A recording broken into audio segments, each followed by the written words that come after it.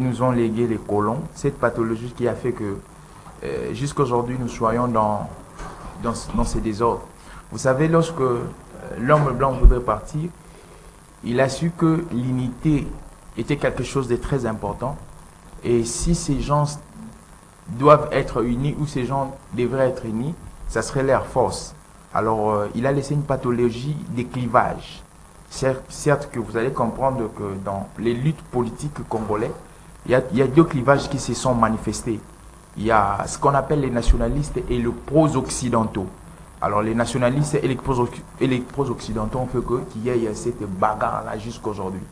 Le Congo, jusqu'à preuve du contraire, nous peinons pour construire une nation.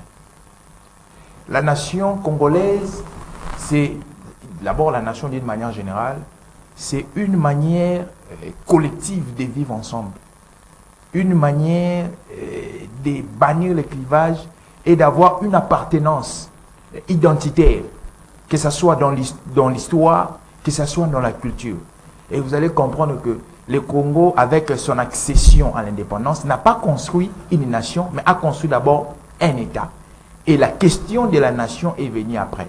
Avec la diversité ethno-tribale que nous avons dans notre pays, l'histoire de la RDC nous apprend que il y avait des royaumes, il y avait des empires, et il y avait une sorte d'administration et une sorte de territorialité qui régnait ici au Congo.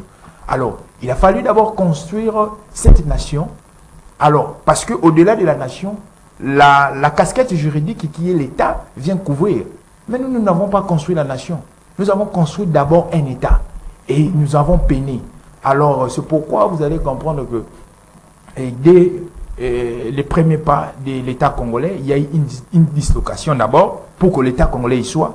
Il y a ceux qui ont pensé que nous devons muter vers un État fédéral.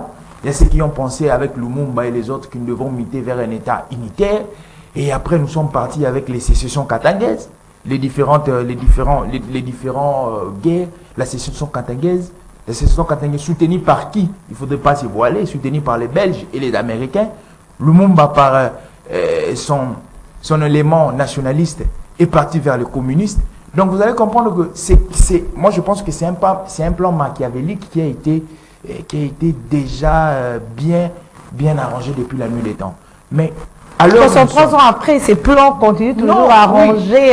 Non, les plans. Il n'y a personne pour briser cela. Non, ces plans machiavéliques a été arrangé depuis la nuit des temps. Et ils ont su que pour la concrétisation de ces plans machiavéliques, qu'est-ce qu'il faudrait faire? Comme j'ai dit, j'ai fait mon balade historique. Il faudrait passer par le Congolais. Il faudrait détruire. Alors, comment faire? Il faudrait chercher certains Congolais qui sont assoiffés du pouvoir, que nous appelons les pros-occidentaux. Nous avons vu, moi et vous ici, qu'avec le Rwanda, nous n'avons jamais eu de problèmes. C'est à partir de 1994-96 que nous avons commencé à avoir des problèmes. Et c'est parti par qui? Par l'instrumentalisation d'une personne. Lorsqu'aujourd'hui on parle de plusieurs groupuscules à l'est du pays là-bas, vous allez constater que ce sont certains Congolais. L'état de siège arrive. Vous allez constater que s'il y a des systèmes qu'on a démantelés, il y a certains Congolais qui sont à la base du ravitaillement, des groupes rebelles, tout ça. Pourquoi? Parce qu'on a compris qu'il faudrait passer par le Congolais pour détruire son pays. Pourquoi? Le Congo ne peut pas se développer pour eux. L'homme blanc, il pense que le Congo ne peut pas se développer parce que si le Congo se développe, c'est le pays des Grands Lacs qui va se développer, c'est l'Afrique centrale, c'est l'Afrique, et il y aura une rupture entre l'Europe et l'Afrique, et nous allons avancer. Et je pense que dans la ligue où nous sommes, il faut commencer maintenant comme orientation, il faut commencer à redéfinir beaucoup de choses. Mon ami a parlé d'une question très importante. Il faut se poser la question, est-ce la démocratie est équivalente au développement? Non. L'Arabie Saoudite n'a pas de démocratie, il y a une théocratie, mais l'Arabie Saoudite est développée. Les Émirats Arabes Unis ont... Merci beaucoup. Les Émirats Arabes Unis ont aujourd'hui n'ont pas une démocratie, mais ils sont développés. Alors, il faut commencer à réadapter certaines choses aux Congolais, au modèle congolais, même les systèmes éducatifs. Il faut commencer à les réadapter au modèle congolais, le système démocratique, les réadapter au modèle congolais, ou soit carrément partir dans une dictature éclairée. Pourquoi pas? Parce que aujourd'hui, nous voulons le développement de la RDC. Mais dans quelle formule qu'il faudrait vouloir le développement de la RDC? Mon ami l'a dit, il y a certaines entreprises de l'État, lorsque vous voyez la gestion de ceux qui ont été à la tête, vous allez voir que c'est une gestion calamiteuse. Les entreprises étatiques sont devenues des vaches au lait. Paix à son âme, je ne vais pas citer son nom. Je connaissais un professeur quand j'étais encore à l'UNIKIN. Il était ministre de l'ESU. Lui, lorsqu'il passait dans mon université et dans certaines universités étatiques, on arrangeait déjà pour lui une enveloppe kaki. Ah bon? Parce que je sais que vous connaissez ces ministres, mais paix à son âme, comme c'est déjà un mort, on ne va pas citer son nom.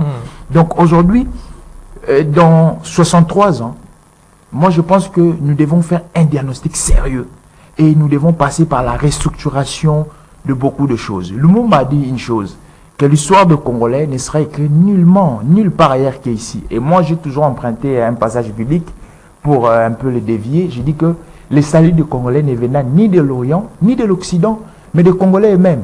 Donc, certes que aujourd'hui nous sommes dans un monde qui est comme un village, mais il faudrait que le Congo arrive dans la dimension de construire une nation.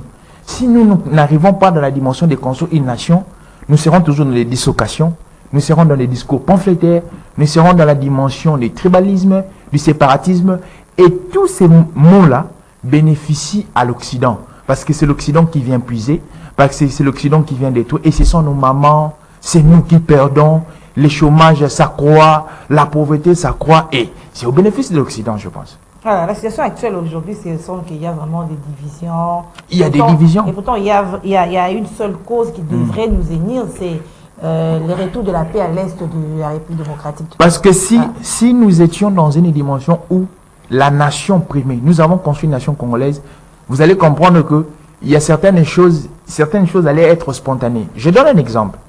Pourquoi l'Israël aujourd'hui est un État fort? Est-ce c'est par ses minéraux, par son armement, ou c'est par sa nation? L'Israël s'est reconnu dans une nation. Cette appartenance identitaire-là, cette appartenance historique et culturelle, c'est ce qui forme l'Israël. Donc nous aussi, le Congo, nous devons, si on doit arriver à créer un État fort, parce que l'État dans une dimension, c'est juste une couverture qui est juridique, mais c'est dans la nation que tout doit se, parce que la nation regorge même le monde spirituel, le monde des aïeux. Donc c'est dans la nation où tout doit se reposer. Créons cette force-là, comme le président Tshisekedi l'a toujours dit, cette unité-là. Le maréchal Mobutu avait commencé cet esprit-là, cet esprit nationaliste, de pouvoir dire que Tata Bomoko, Mamba Momoko. Donc créons cette idée, cette manière de faire les choses en tout cas.